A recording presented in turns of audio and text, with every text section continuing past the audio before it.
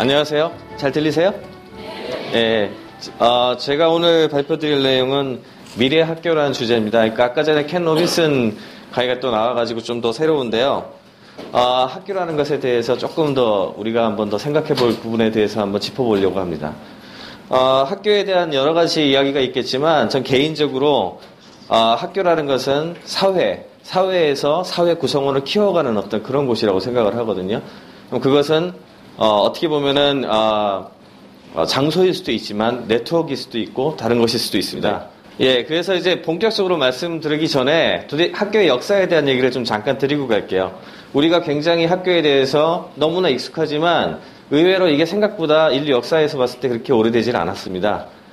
산업혁명을 갖다 중심으로 해가지고 그 전과 후로 나눠볼 수가 있는데 산업혁명 이전까지만 하더라도 학교라는 것은 뭐였죠?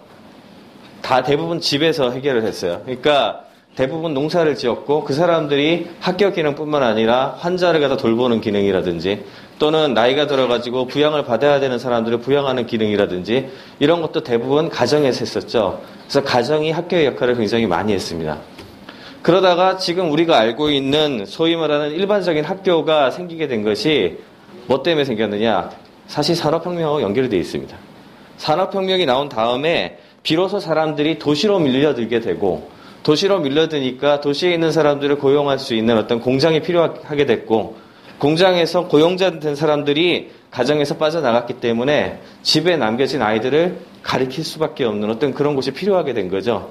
그것이 어떻게 보면 오늘날 우리가 생각하는 학교의 가장 중요한 시작 포인트가 되었습니다. 그러면은 학교에서 도대체 무엇을 가르치느냐? 가만히 생각을 해보면 여러 가지가 있습니다만 아까 켄 로빈슨도 잠깐 얘기했지만 기본적으로 우리 산업시대에 맞는 산업 인력 양성소 역할을 해왔습니다. 지금까지. 그래서 잘 생각해 보시면은 여러 가지 지식을 가르치기도 하지만 또 하나 굉장히 중요하게 생각했던 것이 조직의 문화입니다. 예를 들어 근면하고 성실하고 그다음에 굉장히 뭔가 잘 지키고 계층을 더 잘하게 하고 질서를 지키고 뭐 이런 얘기들을 굉장히 많이 듣게 되죠. 그리고 그런 것들을 갖다 할 수 있도록 우리가 강요를 받았고 그런데 이런 거를 갖다가 어떻게 보면은 그래서 매스 프로덕션 에듀케이션 대량 생산 교육이라고 할 수 있어요. 이렇게 공장에서 찍듯이 아까 켄 로빈슨은 다른 방식으로 얘기했습니다만 결국엔 같은 맥락의 이야기입니다. 이게 또 한 가지 탄력을 받은 것이 정부하고 관련이 있습니다. 정부에서 나라를 지키는 부분에 있어가지고 이 위에 있는 사람들은 사회가 안정화되기를 바라기 때문에 어떤 연구에 따르면 25살 이하에서 보통 뭔가 잘못된 거를 생각하더라도 사회에 나와서 액팅을 한다 그래요. 그 나이가 넘어가면 잘 안 한다 그러죠. 그러니까 그 정부 입장에서는 어떻게 되느냐? 아이들이 이런 젊은 친구들이 특별히 어디 가 있지 않고 나와서 뭔가 거리를 배회하면 뭔가 문제가 생기는 거예요. 사실 대학에서 데모를 많이 하는 이유도 그것과 연결이 돼 있어요. 그러면 가버먼트, 정부 입장에서도 이런 산업체하고 연결을 해가지고 이런 공장식 학교 교육을 하는 게 좋거든요. 그래서 그와 관련된 것들이 굉장히 많이 발전되게 되었습니다. 그런데 지금 상황이 많이 바뀌었어요. 더 이상 산업시대의 시대의 그 부분들이 적용되는 것이 아닙니다. 앞으로는. 당장 오늘날만 하더라도 굉장히 모든 것이 빠르게 변해요. 그렇죠. 그리고 또 굉장한 다양성들을 보여주고 있습니다. 이런 식으로 된다면은 아까 말씀드린 대량 생산 교육 형식의 학교가 경쟁력을 가지기가 힘들죠. 그렇다면 도대체 우리가 앞으로 필요로 하는 사람들은 어떤 친구들일까? 이게 굉장히 중요한 숙제입니다. 우리가 앞으로 필요한 사람들은 지금보다 조금은 더 창의적인 사람이 필요할 것이고 또 하나는 굉장히 소통력이 좋고 다른 사람들하고 공감을 많이 하는 사람이 필요할 텐데 그런 사람들을 길러낼 수 있으려면 학교라는 환경이 이런 경험과 기술을 갖다가 만날 수 있는 어떤 그런 환경을 제공해야 합니다. 그래서 그런 부분들이 앞으로 미래 학교의 가장 중요한 부분이 될 거죠. 그림으로 나왔겠지만 이게 사실은 우리가 가장 많이 하는 방식입니다. 이게 전통적인 교육 환경이죠. 심지어는 꽤 많은 것들을 같이 소셜화를 하고 있는 테드 이벤트에서조차도 지금 제가 하는 방식이 요 비슷한 걸 하고 있습니다. 소위 말하는 강의죠. 여기서 여러분들한테 전달하는 방식을 쓰고 있습니다. 여기서 조금 이제 더 나가서 최근에 나름 좀 발전했다고 하는 게 이러닝이라는 얘기를 하죠. 이러닝이 뭐죠? 인터넷에 지금 현재의 트레디셔널한 한 이런 전통적인 환경을 옮겨놓은 거죠. 옮겨놓은 거다 보니까 사실은 가만히 생각하면 별로 다른 게 없어요. 다른 점 딱 두 가지 있습니다. 첫 번째는 교실 그 장소에 갈 필요가 없다. 1번. 두 번째는 뭐가 있을까요? 언제 어디서든 시간의 속박을 별로 받지 않는다. 이 두 가지가 차이점일 뿐 나머지 방식은 거의 크게 다르지 않죠. 그렇다면 앞으로는 어떤 식으로 변할 것이냐. 여기에 좀 변화가 있는 부분들이 소위 말하는 인포멀 러닝이라고 표현합니다. 비정규 교육이 많이 늘고 있습니다. 그리고 협업을 통한 협업 학습 같은 것이 많이 늘어요. 이것을 가능하게 만든 어떤 것은 무엇이냐 하면은 누가 뭐라 그래도 소셜 웹 서비스입니다. 오늘 하고 있는 트위터, 페이스북 이런 것들도 전부 다 이런 소셜 웹 서비스의 인프라가 되고 있고 그 다음에 개인적으로 자기가 알아서 배우는 것들이 많아졌죠.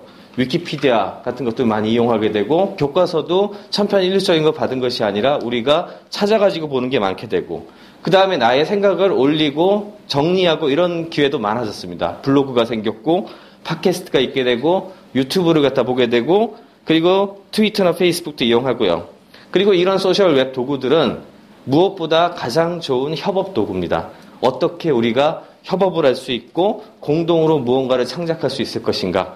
이런 부분들이 굉장히 많이 늘게 되면서 소위 말하는 소셜 러닝이라고 하는 사회적인 학습이라는 것들이 많이 진출하게 되었습니다. 그러면 이제 구체적으로 전 세계에서 특히 이제 미국 쪽에서 영국 쪽에서 이렇게 진행되는 것이 많습니다만 현재 미래형 교육을 위해서 어떤 것들이 진행되고 있는지 몇 가지를 한번 보여드리겠습니다. 지금 여기 보이는 영상에서 나올 곳이 플로리다에 있는 버추얼 스쿨입니다. FAVS라고 합니다. is the latest in a series of innovative online courses developed by Florida Virtual School and 360 Ed, a leading education game company. Through the medium of an interactive 3D adventure, MindBender teaches a full course of high school intensive reading.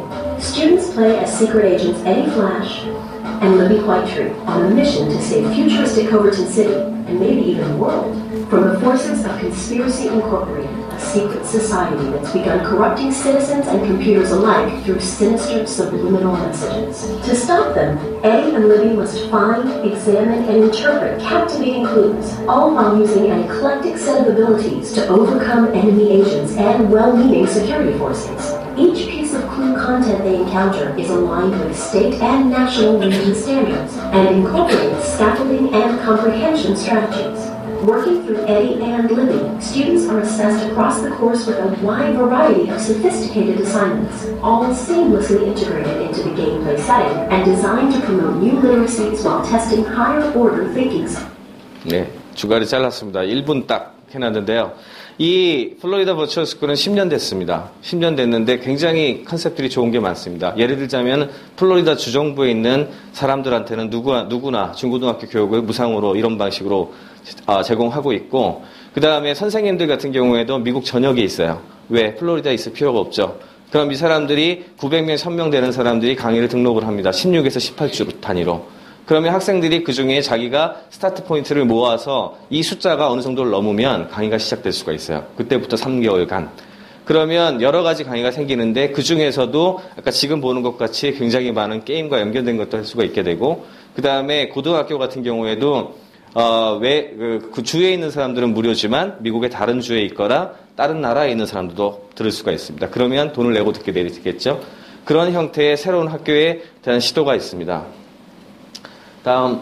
다음은 퀘스트 투 런이라고 해가지고 앞에 거하고 좀 연결되는 건데 이거는 메가더 재단이라는 곳과 미국의 빌 게이츠가 멜린다하고 같이 세운 게이츠 파운데이션에서 펀딩을 받아가지고 진행하고 있는 학교 프로젝트입니다. 뉴욕에 있는 중학교를 중심으로 해서 하는 건데요. 우리들이 생각하고 있는 학교 교육이라는 것의 컨셉을 바꾸자는 거죠.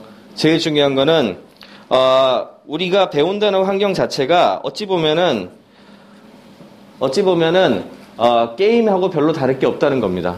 게임을 다르게 표현하자면 디자인드 익스피리언스가 우리가 얘기를 해요.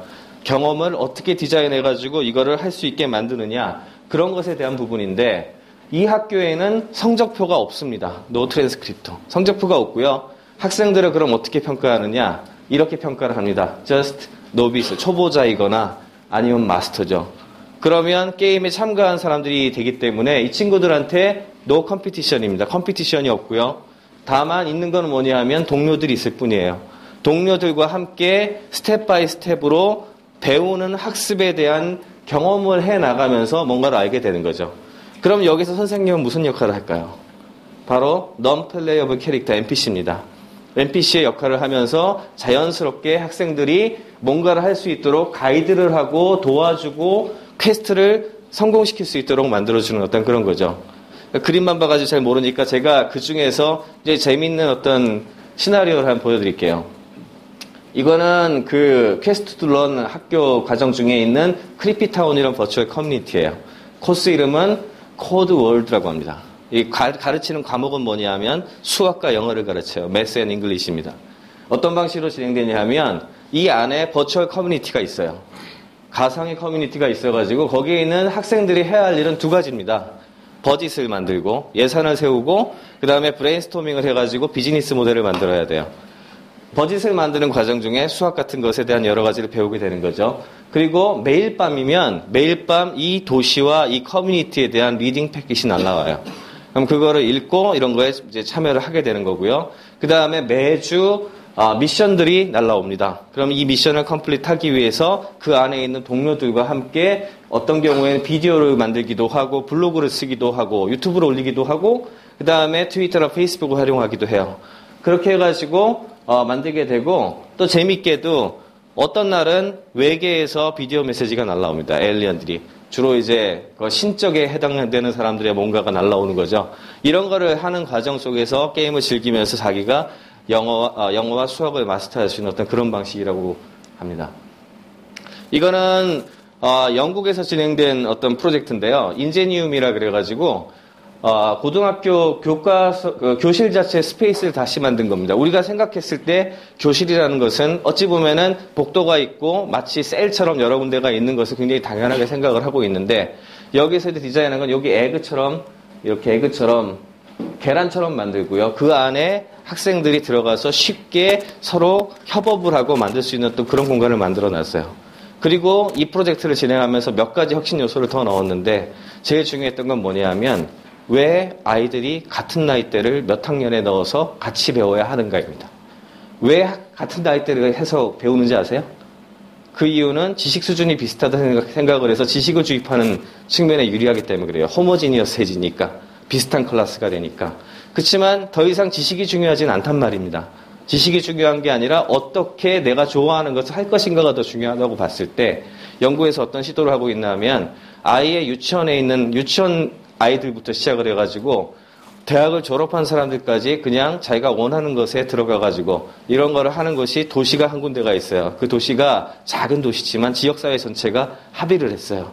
이 학교에서는 우리가 나이 가리지 말고 들어가서 하고 싶은 대로 일을 하자. 그러면서 배우는 과정 속에서 나이 많은 사람이 아이를 갖다가 지도하기도 하고 반대로 아이들의 어떤 창의적인 생각을 나이가 있는 사람들이 캐치를 하기도 합니다.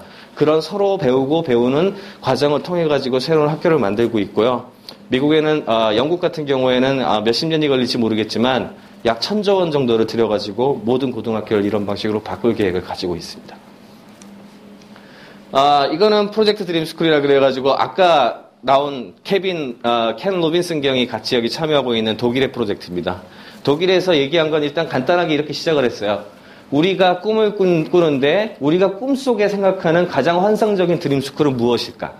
그에 대한 디스커션을 먼저 시작을 했습니다. 켄 로빈슨은 미국에 있으면서 자연스럽게 텔레 컨퍼런스를 통해 가지고 참여를 해가지고 이야기를 시작을 했고 이와 관련된 것들을 모아가지고 지금 dreamschool.org를 들어가면 여러 가지 시나리오들이 적혀 있어요. 그와 관련된 것들 모으는 작업들을 하고 있습니다. 또 하나의 가장 중요한 그 변화 포인트는 어디에 있느냐 하면 굳이 그렇게 배우는 것 자체가 그렇다면은 어떤 강의 시기라든지 뭔가를 학습을 갖다 주는 방식만으로 할 필요는 없는 거거든요. 그렇다면 혼자서 할 수 있는 do it yourself 방식으로 뭔가를 할 수 있는 방식도 굉장히 중요할 겁니다. 그래서 make a fair라 그래가지고 뭔가를 새로운 걸 만들어가지고 퍼뜨릴 수 있는 그런 것이 굉장히 인기를 끌게 되었고요. 그 다음에 이건 Young Makers 프로그램이라 그래가지고 아이들한테 그와 관련된 것들을 만드는 컨테스트를 했더니 어떤 아이는 이번에 2010년에 한 겁니다. 어떤 아이는 7피트짜리 용을 만들었어요. 불을 뿜는 용을 만들었어요.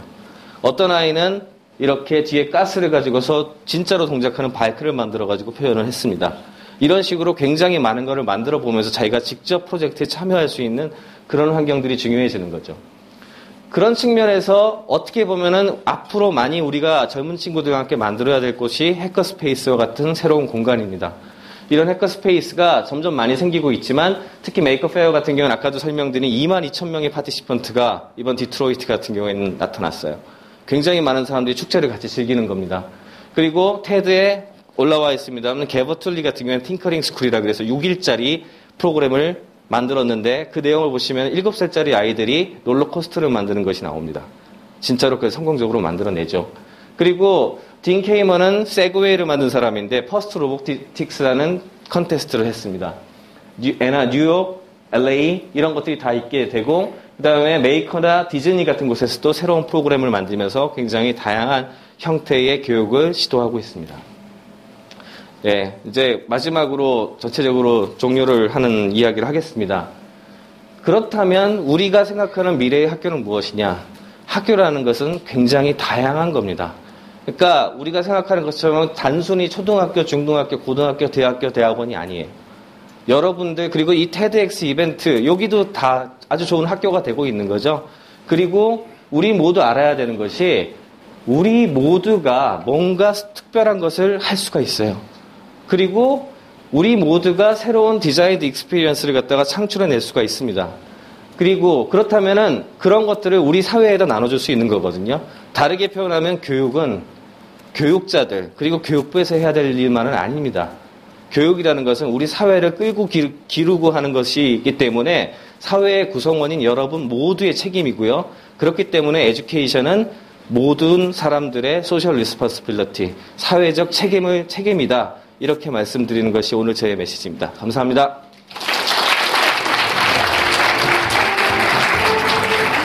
네.